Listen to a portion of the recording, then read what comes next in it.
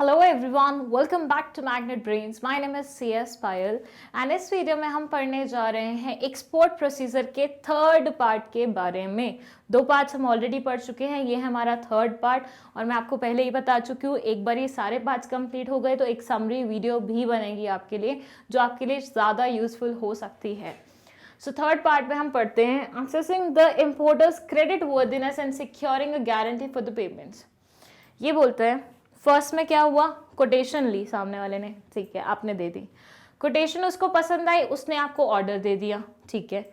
अब क्या ऑर्डर मिलते ही आप ऑर्डर की तैयारी स्टार्ट कर देंगे? Are you that desperate? Obviously नहीं।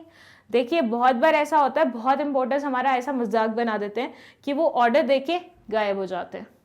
ऐसे में आपने ऑर्डर बना लिया है, आपने इधर उधर से पैसे जुगाड़े, आपने पूरा ऑर्डर तैयार कर लिया और लास्ट मोमेंट पे आपको वो इम्पोर्टर ही नहीं मिल रहा जो आपसे ऑर्डर खरीदने वाला था। ऐसे सिनेरियो में आपका बहुत ज़्यादा मजाक भी बन जाएगा, एट द सेम टाइम बहुत ज़्यादा नुकसान भी हो जाएगा इन मॉनेटरी टर्म्स। तो वो चीज़ अपन को नहीं चाहिए। इसलिए बहुत ज़्यादा ज़रूरी होता है इम्पोर्टर की क्रेडिट वर्दिनेस चेक करना कि भैया वो जो इतना बड़ा ऑर्डर हमें दे रहा है उसकी एक्चुअली उतनी वैल्यू भी है कि नहीं है, क्या वो उतना क्रेडिट वर्दिनेस होल्ड करता भी है कि नहीं करता। तो यहाँ ये बोलते हैं after receipt of the indent. Indent क्या होता है? आई होप आपको पता होगा, हमने पुराने वीडियो में ही पढ़ा है। अगर याद है तो कमेंट सेक्शन में जल्दी से लिख दीजिए और इसका आंसर मैं आपको नेक्स्ट वीडियो में दूंगी, लेकिन मुझे इसका आंसर कमेंट सेक्शन में चाहिए।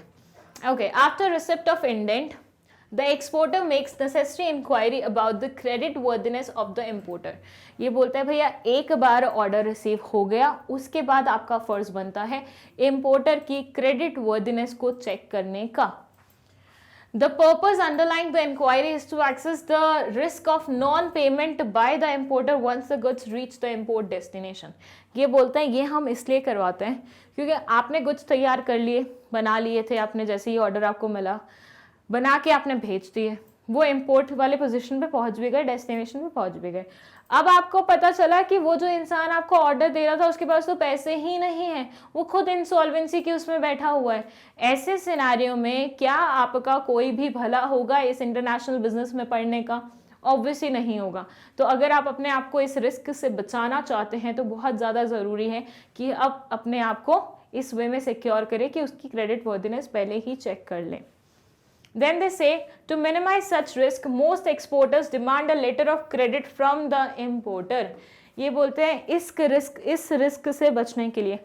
एक्चुअली बहुत बार ऐसा हुआ होगा ना, पास्ट में ऐसा कुछ हुआ होगा कि पैसे नहीं मिले होंगे, क्रेडिट वर्दिनेस सही नहीं रही होगी, तो लोगों ने वो सब चीज़ें एक्सपीरियंस से सीखी हैं। Now they are better. वो क्या करते हैं, क्रेडिट सर्टिफिकेट मांग लेते हैं कि भैया पहले आप सर्टिफिकेट दे दीजिए ताकि हमें तसल्ली हो जाए कि एक बार हमने गुड्स बना दिए तो आपके पास उतने पैसे हैं हमें पेमेंट करने के लिए। तो वो हम यूजुअली क्या करते हैं, इंपोर्टर से मांग लेते हैं। The letter of credit is a guarantee issued by the importer's bank that it will honor payment up to a certain amount of export bills to the bank of exporter। ये बोलते हैं ये bank जो आपका letter of credit है ये kind of एक guarantee होती है, किसकी तरफ से? एक्सपोर्टर के बैंक की तरफ से, सॉरी इंपोर्टर के बैंक की तरफ से। इंपोर्टर का जो बैंक होता है वो आपको ये सर्टिफिकेट इशू करके देता है, वो लेटर इशू करके देता है जो एक गारंटी है उनकी तरफ से कि भैया पेमेंट मिलेगी, डोंट वरी अबाउट दैट, ठीक है। Letter of credit is the most appropriate and secure method of payment adopted to settle international transaction. ये बोलते हैं ये लेटर ऑफ क्रेडिट बहुत ही सेफ और सही तरीका है इंटरनेशनल बिजनेस की पेमेंट्स के लिए।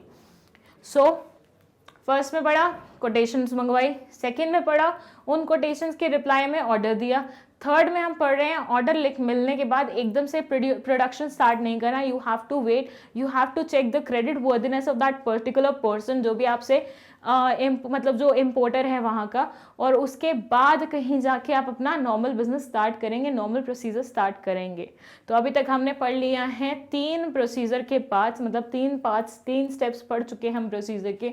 आई होप आपको ये थर्ड प्रोसीजर का पार्ट भी समझ में आया होगा, और अगर नहीं आया तो कमेंट सेक्शन में एक बार हमें बता दीजिए सो दैट हम उसे कैसे और इम्प्रूव करके कर सकते हैं उस पर फोकस करेंगे।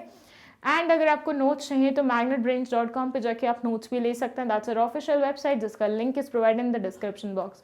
Thank you so much for watching.